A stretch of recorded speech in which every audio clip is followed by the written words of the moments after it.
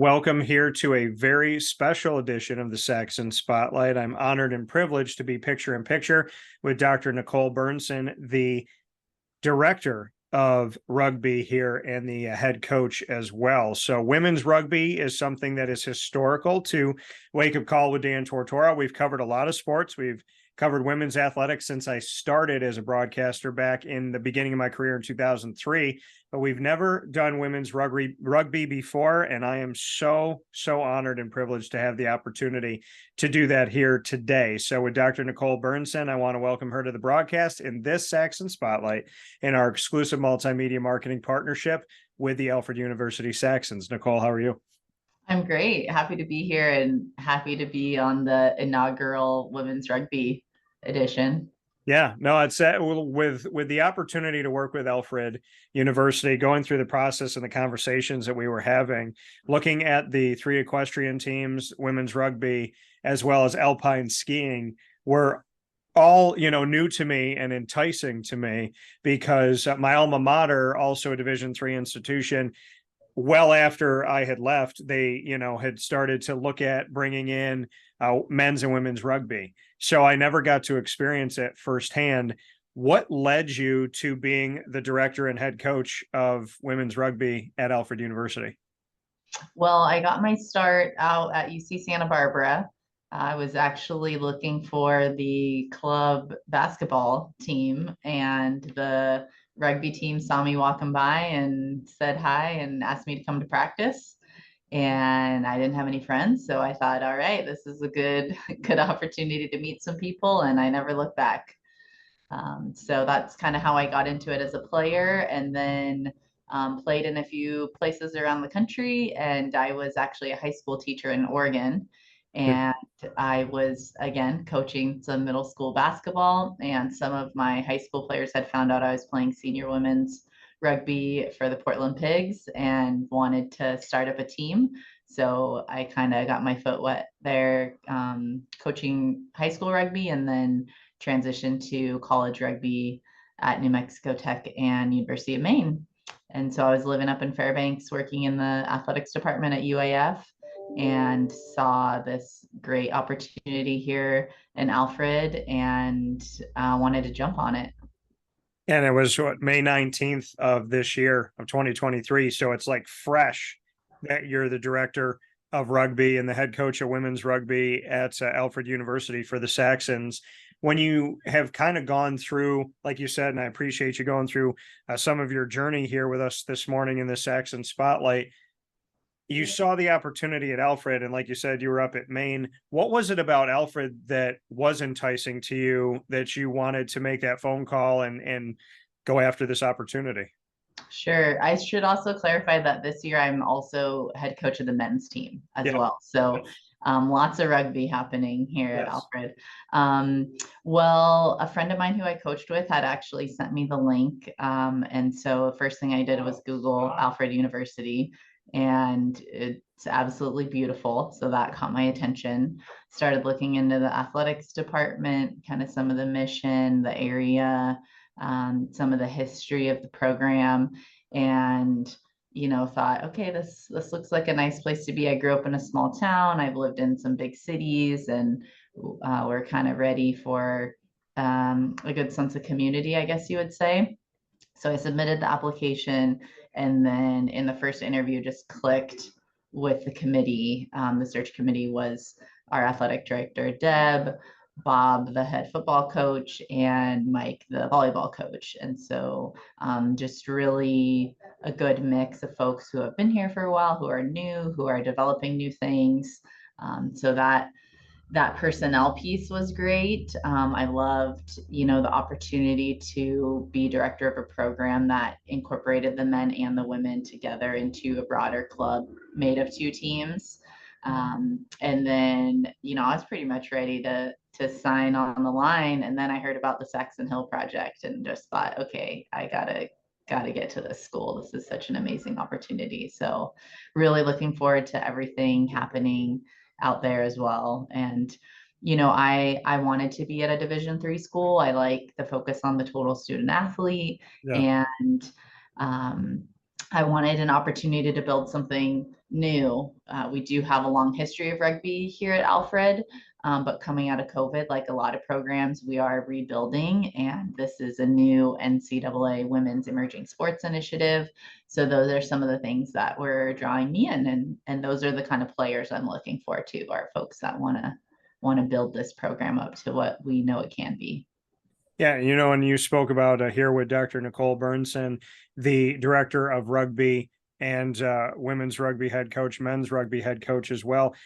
On the women's side, becoming an NCAA right sponsored program for D3, is the men's side still going to be club at this point? Yeah, the emerging sports program, it only applies to women's sports Yeah.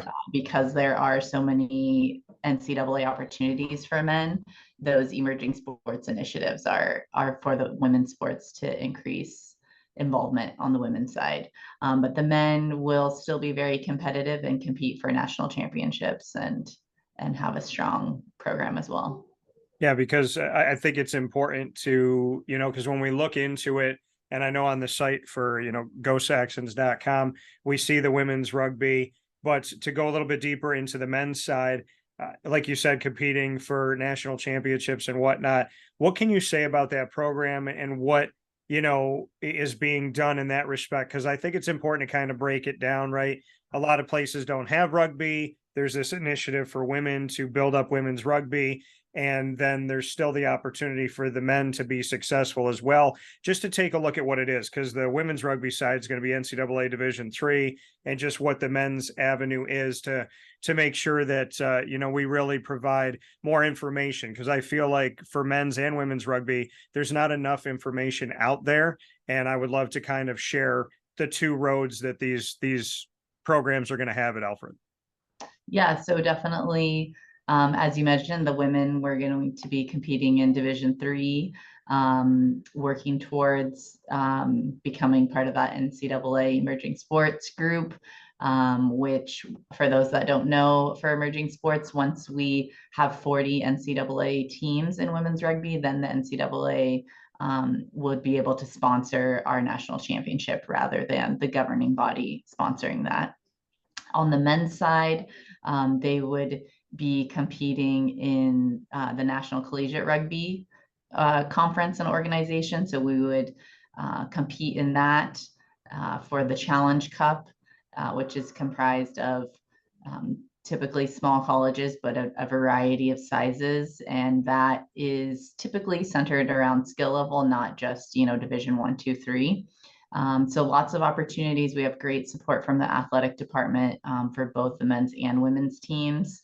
Obviously, staffing with myself, and I'll be hiring coaches and more support staff for next year. So lots of support on both the men's and women's team. It's not super common to have the rugby programs in the athletics department, so that's something that definitely sets us apart. A lot of schools are reliant on student-run organizations and student funding, and so I think folks that come here to play rugby are going to be pretty excited that we have athletic trainers and strength and conditioning and transportation, and they're not going to have to be doing a lot of legwork on the organization and the fundraising. They can really focus on school, their academics, and then competing and being the best rugby player, student athletes they can be. Yeah, and I think, like you said, coming to a place like Alfred and the different things that kind of drew you in, I think the opportunity, like you were talking about, that women's rugby has nationally, but for Alfred to be a part of that, right? In the less than 3 months that we've been the exclusive multimedia marketing partner of Alfred University, I have seen so many things different in a good way at Alfred. They rolled out the purple carpet when I came in, is what I said. And, from Mark Zupan, the president, and how involved he is, how much he knows of his students and his student athletes and his faculty, to Mark Danes and how, Mark, VP marketing and communications, sometimes you don't even know what that person looks like. And Mark, when I show up, he's opening the door, how you doing, Dan? And there's a, this is what we're going to do today. There's a plan to, the SID work that we see with, Chris Boswell. and Deb Stewart running the athletic department and coming out of retirement to do this the way that she's done it. I've just been blown away that, and I tell them all the time, I don't see Division 1, 2, or 3 when I see Alfred. I see a well-oiled machine that is constantly looking at being the innovator and not waiting for the innovation to happen and then jumping on the coattails. It's easy to let somebody do the legwork and then say, oh, we want to be a part of that. Yeah. But to me, Alfred is the legwork. And when we see what's happening with women's rugby and, you know, bringing that in as a fully fledged sport and really pushing for the NCAA side of it, and then bringing, you know, this men's rugby side in and saying, okay, what can we do to advance this? How can we play for a national championship? This isn't just, because I think sometimes when people think intramurals or they think club teams, they think, oh, these are sports that don't really matter. They're not taken seriously. You know, there's not going to be an opportunity for strength and conditioning. There's not going to be a plan. The coaches aren't really going to put the effort in. I'm hearing the exact opposite at Alfred University. And that's probably what I'm most excited about, is that if you come as a student athlete to play men's and women's rugby, you're going to get a professionalism that I think would rival D1 or D2, because this isn't Division 3 rugby. This is Alfred University rugby. And I would love for you to maybe go a little bit farther on what that means to you. Yeah, I mean, that I think you just articulated it pretty great right there. The support from the entire administration and just everyone across campus. I'm new to Alfred, and every single person I've met on campus or in town has just had great things to say. They're so excited to have rugby back and better and stronger. And we just have this groundswell of support across all types of folks, people with no rugby experience to those who are diehard fans and waiting to get back out on the pitch and see some rugby. So that's really encouraging. It's a positive place where people want to have rugby. And yeah, we're just getting ready for next year, essentially, to roll out the official varsity status. So we're in transition this year in recruiting. We have walk-ons. We've started practice. We're building up those numbers. And yeah, I'm really excited at the future, the possibility. This is such a great place where, as President Zupan will say, we're helping students find their purpose in their lives. And for folks who know about rugby, this is central to our ethos. Essentially, we always put the person first, and that's certainly what Alfred does. You know, I'm a coach. I love rugby. I live and breathe rugby all day, every day, but we're all humans with other things going on in our lives. And so Alfred is the perfect place to pursue your passions academically, creatively, and athletically. And that's why I wanted to be here and be part of that.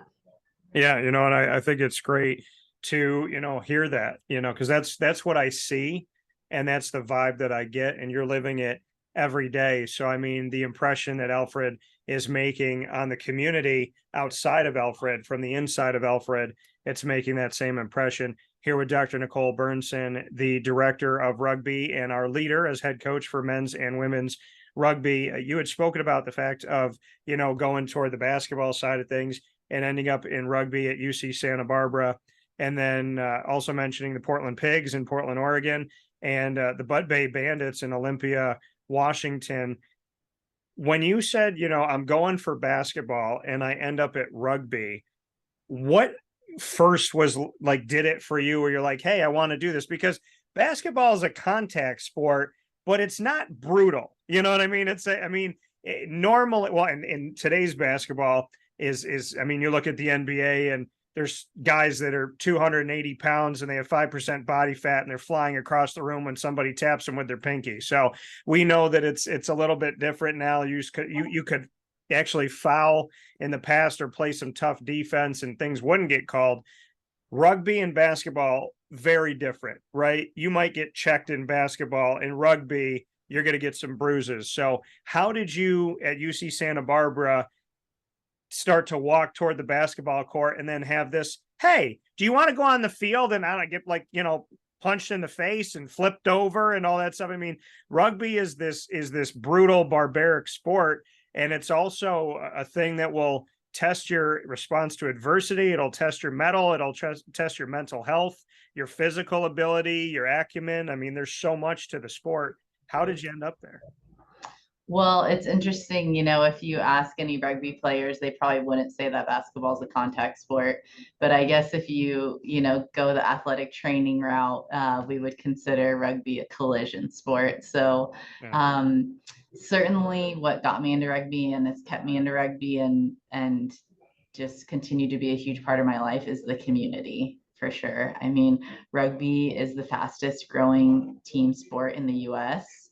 Um, and it brings so much more. It has those traditions beyond the US internationally. And so there are so many elements of the game that are unique, I think, to a lot of traditional sports played in the US, which, you know, I, like many people, have played almost all of them probably.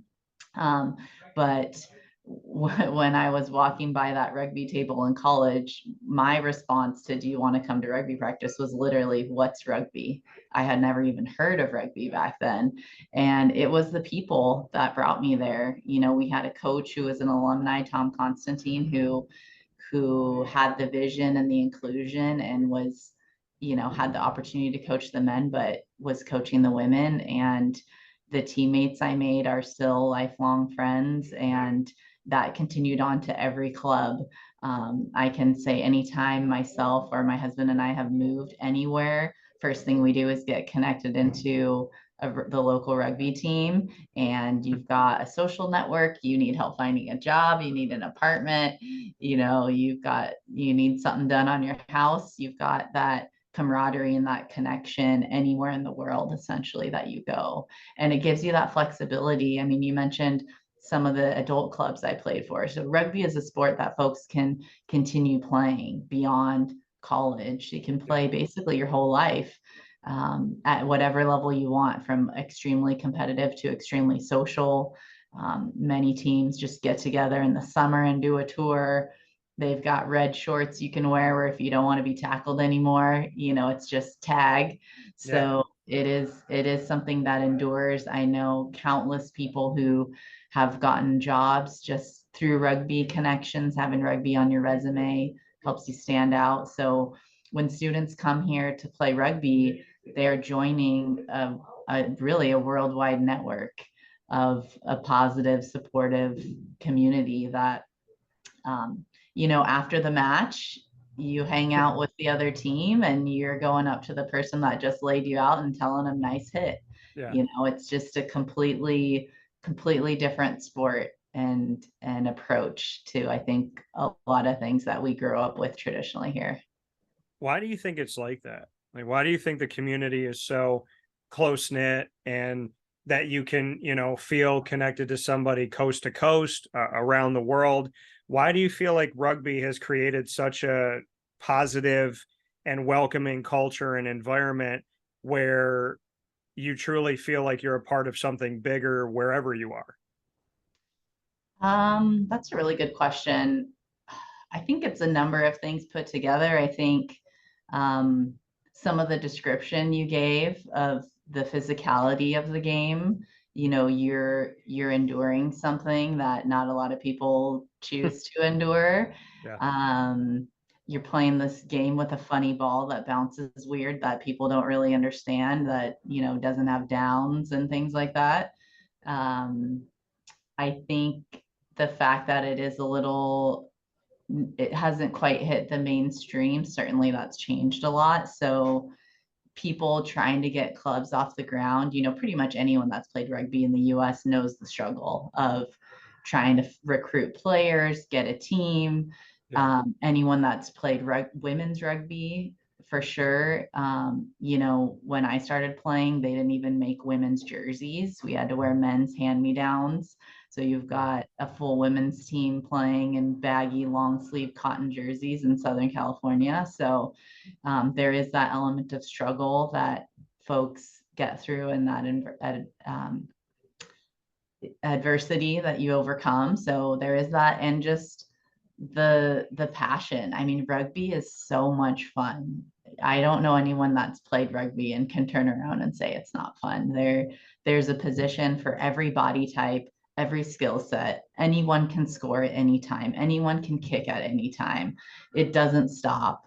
And you celebrate each other on both sides of the ball. I mean, maybe not during the game, but certainly when the game's over, that was a great kick, that was a great hit, that was a great play. Just yeah, that camaraderie. Yeah, and I love that you described that connection, because I feel like there's this disconnect of, if you're in rugby or you're not, like, if you're in rugby, you get it. If you're not in it, then you're not trying to understand it. And I think that the problem with, there's two issues. One of the issues is sports that aren't as mainstream. The only way to get mainstream is for someone to take a chance on it, right? To have the conversation that we're having today. We're probably going to talk about rugby here on Wake Up Call for more minutes than some people have talked about it for 15 years. And so to me, it's crucial to state the obvious fact, which, if you want a sport that's not a household sport to become a household sport, somebody has to take a chance on it and someone has to talk about it. The other side of it is women's athletics, which I learned from the beginning of my career when they asked me to, well, I filled in for a basketball game, men's basketball game at Marywood University, another D3 school. And they're like, hey, we're thinking about doing the game. Like, we love the way that you did it. We're thinking about doing this and that. There was no name for it. There was no graphics, nothing. I had to create all this stuff from the ground up for the most part. And then it was kind of like, hey, do you want to do men's or men's and women's? And I kind of looked at them and I'm like, why would I do one and not do the other? So I think the two issues when we're talking about rugby or with, certain sports in general is that, A, in order for the sport to be covered and gain more respect, someone has to give it respect and cover it in order for it to happen. It's this cyclical thing of like, oh, well, I would watch it if it's on TV. Well, someone has to take a chance on it. Somebody has to talk about it. The other thing that we discuss is the women's side of it, is that I have always valued women's athletics from the beginning of my career, almost 20 years ago, because I don't think that men and women are different. I think we're all human beings. And I think if you're going to cover human beings, then you cover human beings. And this whole like, well, I watch basketball and I love basketball, but I don't watch women's basketball because it's different. You should probably watch the Final Four bare minimum this past season and realize that it was some of the best basketball I've ever seen in my life.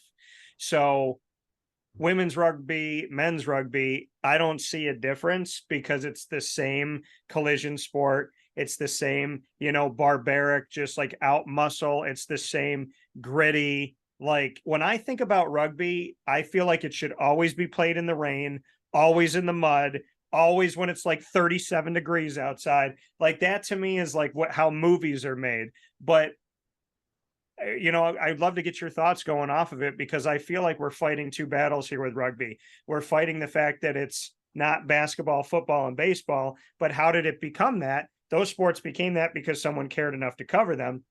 And then when it comes to women's athletics, and you spoke about the hand-me-downs, which is wrong and ridiculous, but there's that, mentality of men's sports are more important than women's sports. And how do we break that stigma? Same way that we break it with sports that have the stigma of not being covered. We have to treat them the same. Hey, there's a men's and women's doubleheader. Come out at 1 o'clock and 3 o'clock. So I feel like we're fighting two battles that I fought my entire professional life, and I'd love to get your thoughts about it. Yeah, I mean, I will say there is actually no difference. You mentioned it in rugby. So we have all the same rules, same field, same ball, everything is the same. All the hits are the same. All the rules are the same. So that's a great foundation that we are literally playing the exact same sport. And then you hit it right on the head. It's coverage, right? Like what sports are on ESPN? Not just rugby, but any sports, women's sports. Are they going to put up, axe throwing in cornhole instead of a WNBA game? I mean, what's available to people is what they're going to watch. So we definitely need to increase coverage of all women's sports and, of course, rugby, and just get that exposure. I mean, having the support of the university and being brought into the mainstream, and the website and everything that you mentioned Chris Boswell is doing for our team, even this year as we transition to varsity, is huge in getting us the coverage, the media coverage, this interview as we continue to grow.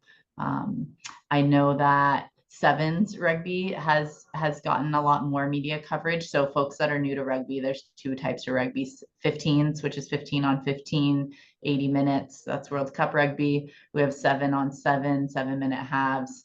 That's Olympic style rugby, typically played tournaments, 3 to 5 games a day. And so sevens rugby has become pretty popular, and you'll catch it on NBC a lot more. The World Cup's going on right now in France, the Men's World Cup. Some pretty awesome games happening there. But yeah, just trying to get exposure. I know we have professional leagues here in the US. We have the WPL, Women's Premier League, which is hopefully moving towards professionalism. We have the MLR, the Men's Major League Rugby, and then we have the new PR7s, which as you said, every club has a men's and women's team. So this is, similar to some of the Premiership soccer that we saw in Europe, right? Where we're having women's games sell out the same or more as men's games. We just had the World Cup. We have had the Olympics. So I think it's such an old adage that, women's sports don't make money. They do make money. Yeah. They need coverage. People need to know they can watch them. Well, yeah, and I mean, and like I said, I mean, it's that vicious cycle, right? Because they say, well, nobody watches the WNBA, but they didn't put it on television, right? And the WNBA was kind of like that first test. It was the one where it was like, okay, we're finally going to do something. And so they went to basketball first, and they put they don't have the WNBA coverage.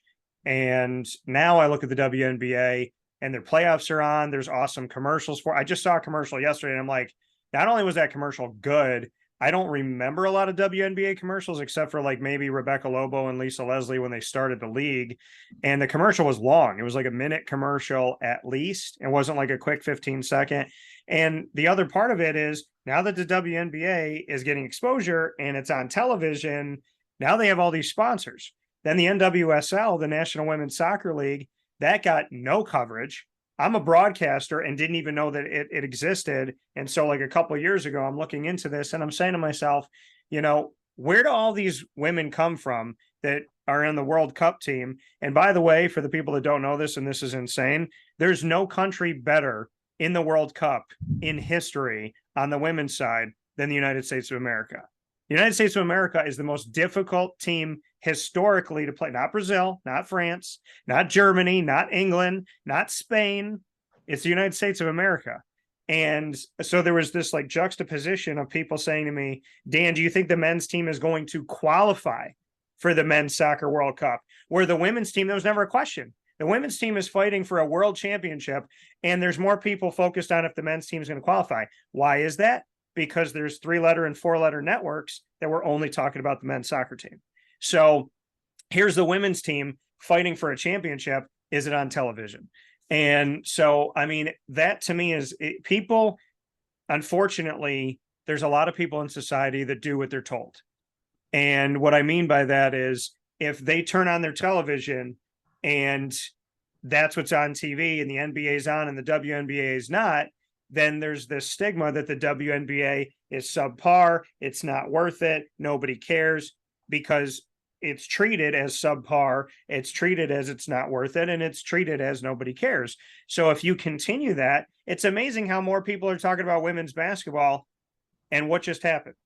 They've been filming it more. They've been showing it more. They've been putting it more out there. If women's rugby was on NBC on the weekend, if men's and women's rugby showed up on ESPN at 2:00 in the afternoon, if there was more of these pieces and more of this coverage, then, if there was more talk about the teams that are out there and the opportunity to play post-college, then if there's more coverage and there's more TV and there's more out there in interviews, then people are going to talk about it, people are going to seek it, and people are going to watch it. It's a very simple fix. We've been told what sports are important because those are the sports that are covered. I fought an uphill battle with women's athletics for almost 20 years of being a broadcaster. I have had people ask me, why do you cover that? I've had people ask me why I cover certain schools because they said those schools weren't important. I was asked, why do you cut, why are you covering women's basketball when we all know it's about men's basketball? I was asked, why do I cover lacrosse and soccer? Because nobody cares.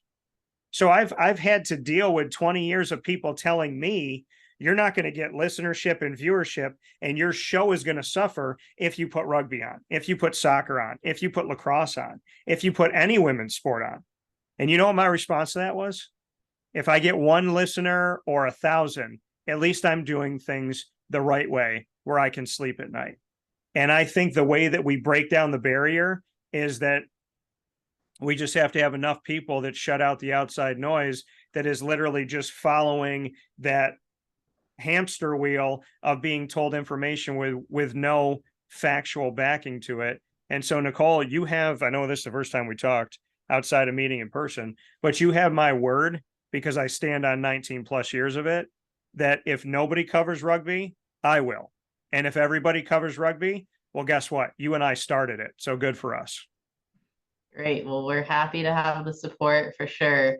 And, I think folks at home too, there are a few platforms that people can go to watch rugby, and you can find stuff on YouTube and Flow Rugby and other places. I'm not, endorsing anyone. I don't have any sponsorships here, but, if you seek it out, if you find some college teams, your local college teams that you want to support, obviously AU Saxons, but you can find out where they're streamed. And every major city in the US has a club rugby, an adult club rugby team, and hopefully some youth teams. And so if you just Google rugby in your town, you can go find some rugby to watch. You can learn about rugby. Rugby fans, rugby players love talking about rugby. The simple rule is pass laterally or behind, but there's a whole bunch of other rules that are kind of complicated. And so I'm sure someone on the sideline would be happy to teach any new fan the rules of the game. And just like we talked about earlier, people are so passionate and excited about rugby, want to share rugby. So support your local rugby club, and you will have a new group of friends. Yeah, I think it's awesome, and it's interesting to me, and it reminds me, and I know they're different. I mean, there's contact, but it's totally different. But I covered women's roller derby back a few years ago, and they had like no coverage, and they were so like, it's the way you're describing it. They were so passionate, and it was it was post college, right? It's people that have other jobs and this and that, but they love this sport. They put into what the name of the teams are going to be, to like the logos, like everything was so passionate. They're doing workouts together. And when I said I would do it, it was like immediate. I have all these women like, oh, Dan's here. Like, we're going to, we're doing this and that. And it was so beautiful to see that. And I'm paralleling a lot of things that you're talking about with my experience of roller derby, that it was a bunch of people that just had all this love and appreciation for each other in the sport. And they just wanted, as soon as the door opened a little bit, the dam broke. And they were like, any interviews you need, anything you want to talk about. If you don't understand it, like, come to practice, we'll teach it to you. Like, I feel that because I've lived that in another respect. And so I can have a huge appreciation for rugby because I'm getting the same sense of it, where it was people that are like, just so, and how can you not want to be around someone even if you don't know what it is? Like, I had an astronomy teacher, and it's physics. Physics is hard. But he was so passionate, is so passionate about astronomy that I don't remember how I learned the stuff that I learned, but I got a really good grade in college, and I had no issue with it because I fed off of his energy. And I feel like rugby can be in that same respect, as if people give it a chance. You don't have to understand it, have ever watched it before, know anybody that plays it.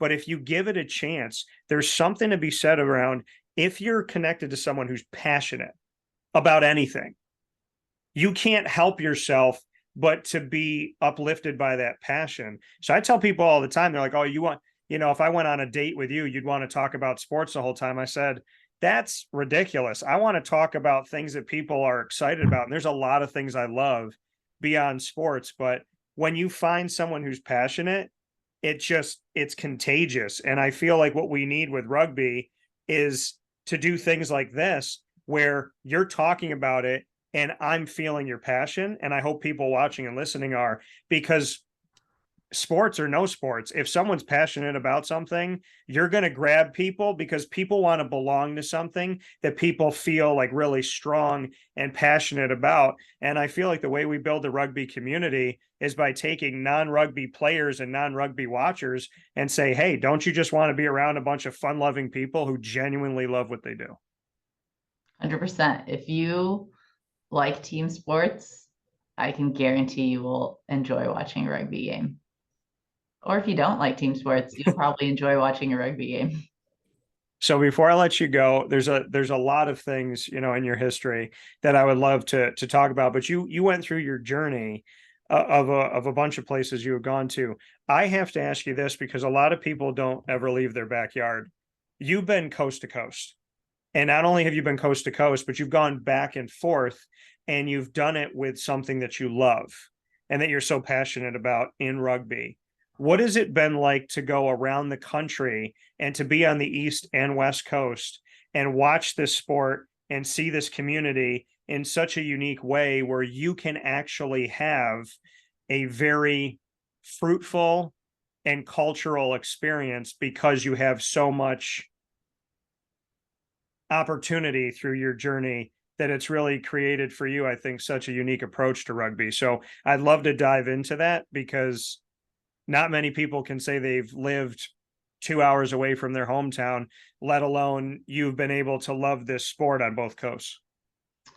Yeah, I think it goes back to what we were talking about with community and just um I think on the surface it can seem like, the East Coast and West Coast are so different, or different parts of the country are so different. And certainly there are elements to that. But in terms of rugby community, it's great everywhere you go. It's so welcoming and inclusive, and people just want to spread rugby, grow rugby, and get better. And Yeah. I had an opportunity to go to England with a group of coaches that spanned, middle school coaches through professional level coaches. And I was kind of sitting there in the middle as a college coach. And just the commonalities that we had and the struggles that we all face with, recruiting, marketing, budgets, like how to teach a certain skill, we can all relate, and we all just want to make everyone better. And so the different places I've been, you continue to find that. And it usually these teams are thriving or surviving because they have a couple players who get hooked on all the things that you were talking about, and they're the ones that have the passion to keep the teams going. Yeah. And find the coaches. And most of these coaches are volunteers. I've been a volunteer coach for most of my life, and so you have that love and passion for the game and the players that you're literally giving your time to. And it's great. Like it's just, I hate to repeat myself, but it's part of this bigger supportive community that spans all the levels. That coming here from Dr. Nicole Bernsen, the director of rugby and the head men's and women's rugby coach at Alfred University. In this Saxons Spotlight, we're going to play rapid fire in a moment here, Oh but boy. there's Get a ready. couple other areas I wanted to get to. One of them is when I met you in person last time I was on campus, you are such a calm and like gentle and nice, just like, how are you? It'll be, I remember you walked up and you said, you must be Dan. I'm looking forward to talking with you on the show. Just very like calm and welcoming. How do we take that energy to be a bruiser on a rugby field? I mean, how do you channel it? Because you got to turn it on and off. And if meeting you just in life in passing, I was like, oh, she's so nice. I remember that. I was like, oh, she's very nice. I look forward to talking with Nicole. And then here we are, with the fact that you played rugby. How do you turn it on? Well, I don't know if anyone would consider me a bruiser, but I'm extremely competitive. I like to win. And so I feel like I am pretty cutthroat in terms of once the game starts and not letting my foot off the gas pedal. I probably did a little more bruising in college than women's club. So I played a position that's a little more strategic. So I let my bruisers do the work, I guess you'd say. But it's great. Like, hitting your friends is fun. And so yeah, that's how I turned it on. And I mean, another great thing about rugby is that it really develops leaders. So if you go to a rugby game, if you haven't been to a rugby game before, you might notice that the coaches don't really spend a whole lot of time screaming and yelling on the sidelines, or at least they shouldn't. Yeah. They're not calling the plays. All the coaching happens before you get to the game. And there's one player on the field that's allowed to talk to the ref, and that's it. So we have a lot of great ref communication and congeniality, and we don't have ref abuse like many sports do. Well, I shouldn't say we don't. We try to reduce it. So you get to see these young people, or any people playing rugby, becoming leaders, making decisions themselves on the field. So in that sense, it's up to them. And so we train them as best we can and put them through scenarios and help them make decisions and make mistakes and learn from mistakes. And, getting fired up for a game, people themselves, they need to get themselves ready for a game. If you're relying on your coach to yell at you and get you ready for a game, you're probably not ready for the game.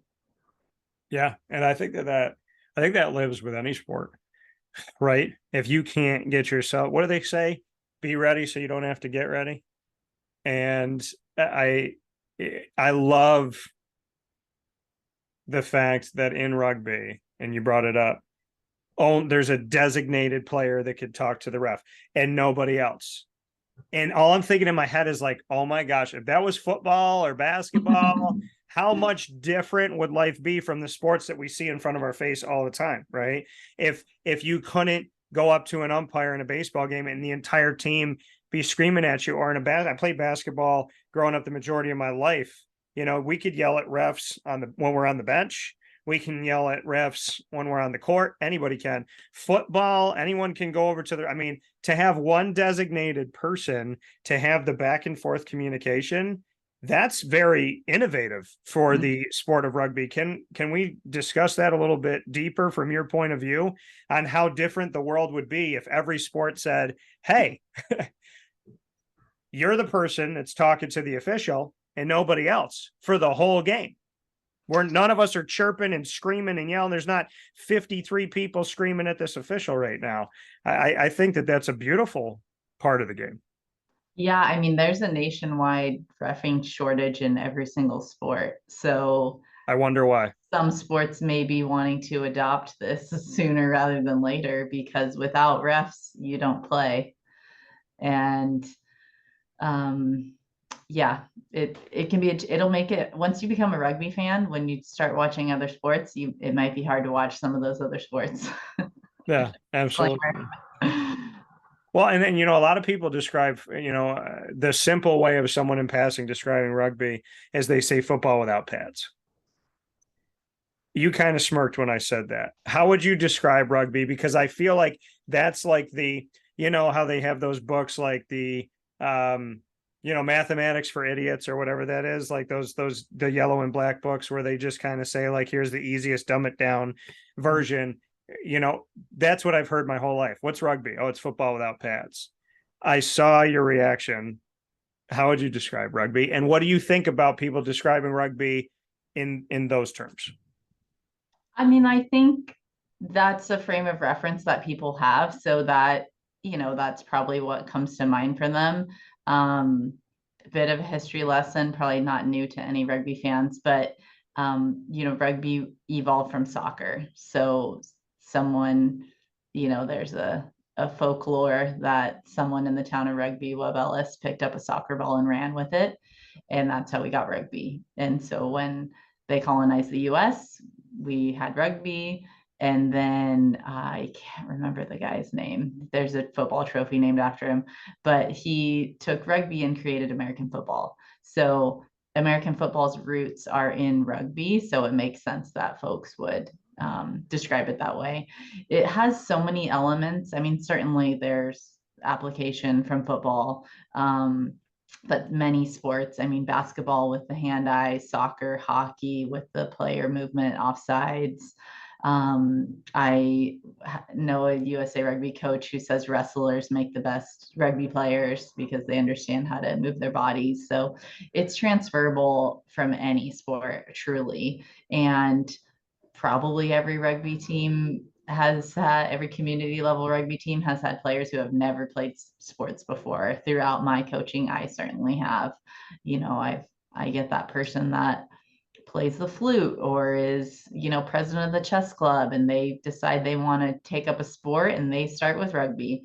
And so yeah, that's kind of a bit on the history. But yeah, going back to your comment about refs, everyone who watches sports or has kids in sports or plays sports should take a turn being a referee, because I Amen. have, and it's really hard. And Yeah. if folks had some empathy of what these folks have to do in a game, they would probably have a bit of a different perspective. And we're all humans, we all make mistakes. And so people thinking that referees aren't going to make mistakes is pretty absurd. Well, and that's the thing, like every Friday on the show, we do the annoying moment of the week, probably presented by Carvel DeWitt. And part of it, and I had to find the right way to say it because the officials that were at the football game, they took a really long time. Like the first quarter was like an hour. And I just remember saying it was because I had to be somewhere and I was trying to keep my word to both places. So it's in my head the whole time of like, joke about it, have fun with it. But remember, Dan, respect the refs because it's a tough job. And social media, when social media didn't exist, these refs got death threats. Now that there's social media, I mean, there's and the thing is, I know coordinators of officiating of multiple sports. I know former officials, and it's a really tough job. Now we can look at things and have a critical eye, and they could tell me, "Hey, I've been in the business 40 years. That should have been a foul, or it shouldn't have been a foul." But I remember, you know, as recent as last week, where I said, okay, we're going to do the annoying moment of the week. It's meant to be funny, but you got to find a way to respect these refs and to have this conversation where you're not saying, okay, these guys were idiots. They didn't know what they were doing. Because to me, the refs don't need it, right? They don't need anybody else calling them names. They don't need anybody else getting on them. And I'm honestly very surprised that there wasn't a national shortage in officials 15 years ago. You know, now it's gotten to the point where, and it's funny because I've coached soccer before and I played basketball. So in my head, it's like if I was going to coach again, I would be open to coaching anything, honestly, because I like to challenge myself. And I don't think there's anything I can't do. And that's not an ego. That's, I believe in God and I believe in my ability to learn and the talents that I have. And I love challenges. So if I had to coach today, I would probably coach, if I was choosing, soccer or basketball. Being a soccer coach back in 2008, I just graduated. I was 22 years old. I was the coach of a club team. It was U12 YMCA travel team. So I had kids from the ages of 8 to 11. And I believe I had one girl on my team. It was co-ed. I had to stop practice multiple times because nobody would pass to her because she was the girl and everybody else wasn't a girl and whatever. So I'm going through this thing. Practice ends. The guy that was the coach before taught my kids how to maim each other. So he taught them that in soccer, you slide tackle cleats out so that you can try and, you know, injure the shins of all the players. Because if you hit them in their leg and you injure them, then we have a chance to win. Well, I had to unteach that. And my kids at one point got upset with me because we weren't winning as much. And they said, well, we won the way that coach did it. So that coach meets me on the field. His son was on my team. I don't remember his name because it's not important enough to remember type of thing. But he came onto the field and he waited for every parent to leave. It was 7:00 at night. I was coaching in Pennsylvania and it's dark. There's nobody there but him and I and the moon. And he talked to me for about 15, 20 minutes in my face, nose to nose, threatening me, told me all the parents hate you. Nobody wants you here. trying to get me to quit, telling me I'm a terrible coach. And I remember standing there and he goes, "You don't know who I am." I said, "Well, apparently you don't know who I am because I haven't blinked and I haven't moved. And obviously I'm not afraid." And that was dealing with a parent in U12, and I'm 22 years old. And I think about the story since 2008. That was 15 years ago. And I think about getting back into coaching. This is why I brought it up. And I'm like, if I got back into coaching right now, any age, any sport, I would have a meeting with the parents and I would say to them, you can have an opinion and you are free in this country to have your speech. But I will not put up with hazing, negativity that is to the level of calling me names, calling my kids names, whatever it may be. I am not going to put up with name calling. I'm not going to put up with racism, prejudice, sexism. There's none of that I'm going to deal with. So we're going to have a conversation in the gym. If any one of you parents walks off this line, we'll have one more conversation individually. If you walk off the line after those two conversations, I don't care if you want to take your kid and go on a different team. I will not have you in my audience. Because if I coach today, I feel like everything that I know as a broadcaster, you got to have really thick skin. I mean, some of these parents make officials and coaches suicidal. And to me, that is horrific that we live in a world where there's people that think about taking their life because some parent at a third grade soccer game is losing her mind, screaming, or losing his mind. I think that's so sad right now. Yeah, unfortunately, I think a lot of parents, their identity gets wrapped up in their child's athletic career, and so it's a reflection of they themselves, and just not having that perspective or that experience of they themselves coaching or reffing or I don't know. That's a tough one. It is. It's very tough. I said I would have to have a meeting. I'd have to have a parent teacher conference, but I'm not a teacher. I'm a coach. So let's play rapid fire. Let's have some fun with this. You know what I would do? This is what I would do. Maybe this is a thought for you. If I was a rugby coach and the parents got out of hand, I would say, okay, come out on the field. Let's see what you got. So luckily, hopefully the coaches, if there are any issues with parents at my games, the campus safety can sort that out, I guess. Yeah. But that's a good idea. Yeah, I'm just well, because 99.9% of the time, the people that write into shows that are so much better than the player on the court of the field, I'm like, hey, you know what? Come on. I tell people all the time, come on, let's do it. I tell people, if you're a better broadcaster, take the mic. If you're a better basketball player, better rugby player, come out. Let's see what you got right now. No practice. Cold turkey. I want to get you on the field and let's start running this thing. We're going to hand you the ball and hope to God that you know what you're doing. I just saw, I think a women's golfer, I don't know her name, but she just posted something about some guy sending her messages saying he's got a whatever handicap and shoots from wherever. And she said, all right, let's go. I'll even shoot from the far ones and let you shoot from the close ones. And unfortunately, that's a lot of female athletes deal with that. It's crazy, but there's just mutual respect, right? Respect and kindness goes a long way, and honesty in today's world. Yep. So let's play rapid fire. Speaking of honesty, no prior planning. We have 3 questions apiece. Dr. Nicole Bernsen is with me. Of course, myself, Dan Tortora. This is Wake Up Call, Saxons Spotlight, in our exclusive multimedia marketing partnership with the Alfred University Saxons.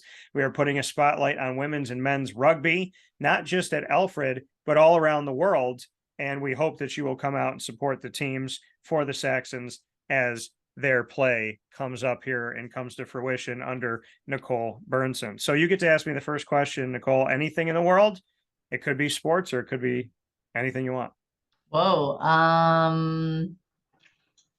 What is your best athletic memory or favorite? Yeah, I would have to say I was around 14 or 15. It was the last year in Marcellus, New York, that we could play in our summer basketball, and I always played in summer camps. So with my buddy James. and it was our final year that we qualified age-wise. I never got picked first. He was always, you know, the MVP, and I would always like work hard, but I was never at the top of the mountain. So we were put on different teams, and my team, we had to play indoor and outdoor basketball, which if people haven't played basketball, they don't understand. It's completely different to play outside. And there doesn't have to be wind. It's different. The angles are different. The sun is out. It's just different. It just feels different on the court. It's like the hoops are different. Everything's different. And as a shooter, and I'm a guy who loves to shoot threes, I had to make sure, like, I had to tweak my angles a little bit, the way I shot. There's just things I had to do differently. So that year, in order to win the championship, we had to play inside outside. And you didn't know when you were scheduled to do it. Like, you found out right before. Hey guys, it's noon. You have a game at 12:15 inside, and if you win that game, you got to play at 2 outside. And we would go straight out, and we were just game. So we won the championship, and that trophy is in my office. It's the only championship I've ever won. And I was voted MVP of the playoffs. And that to me was like a joke. I never in a million years thought I would be MVP. I didn't think I would get sixth man. So to be MVP, I can still go back to the game we played outside. I had 9 points in that game. I remember hitting a shot finally from the corner, and just how hard it was. I was like, this is my favorite shot, is the corner three, and just how hard it was. And I was so determined that I had to make one. I was like, I don't care anything else I've done. I have to make this three in this game. And so I think that I would say that's my favorite moment, because I got to be a champion and I got to be an MVP, and I never ever thought that I would get considered for it. So that meant a lot to me. My first question for you, Nicole, if you had to play a sport today, right now, we're going to go out and play this sport, what sport would you play and why? Probably tennis, because I haven't played in a while, and there's courts right outside my office, and it's just you and I, and we can go play it right now. Yeah, I like that. See, this is my deal with tennis. If I hit it over the net, it's in play. That's my rule. So, but I did learn how to play with someone that was like very into it, and I was proud of the way that I held myself on the court with her. And shout out Veron down on Long Island, because she loves it. She's like a big kid at heart, and she played the heck out of the sport. So I feel like I was respectable on the other side of her, because she was no joke. Like, you go out there and you're like, oh, it's just a friendly pickup game amongst friends. No, that was a serious game. Yeah. So I would say that. Okay, next question. If you had free plane tickets to go anywhere in the world, where would you go? Oh man, the way that this world is going, I'd go off world, but I would probably go. Oh, I can do that soon too. Yeah, I would go with the Guardians of the Galaxy. Now, if I had to pick, I would go to. I mean, it's the thing that's always on my mind, and hopefully, I'm going to one of them in April. But I would go to Italy and Spain to go see my family. I keep in touch with my family in Spain, my family in Italy. I have to do some digging, but I'm supposed to go to Italy next year, and those would be clearly my choices. And the other one would be Hawaii, and I wanted to go there for a while, just because. And the humanitarian in me of my, like, I call it the Captain America complex. Like, I don't live in a world where if someone hurts me, I'm hurt. I live in a world where if somebody hurts anybody, I'm hurt. So I did Katrina relief in New Orleans, and so if I had free tickets right now, I would want to go to Hawaii to just help them rebuild. That would mean a lot to me, to just be there with them, because I just feel like that's what we're supposed to do as human beings. We're supposed to help each other. My second question for you. All right, Nicole. We're gonna go on tour. So we are in a tour bus, and you and I get to be with any three bands and or individual singers. Who do we go on tour with and why? Okay. We go with Journey. I like it already. We got the classics. We go with Social Distortion Okay. and gotta go with Taylor Swift. Okay. Part of the movement here. So you're a Swiftie? I would not consider myself a Swiftie. I mean, I guess if a Swiftie, I don't even know what a Swiftie is, so I don't think I could be one. I like her music and I like what she's doing, and she's a really hard worker, and I think she's making the world and the economy a better place right now. Yeah. So I can agree with Taylor Swift and Journey. Big fan of Journey. I don't know the second Social group. Distortion, Yeah. So bring me they're into them. a SoCal punk, OG punk rock band. Oh, okay. Yeah, look Yeah, them up. They're I will. awesome. I've I'm seen gonna them now. before. They're really good.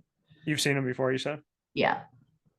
So yeah, no, I like that because that's an eclectic group. Got to have different stuff.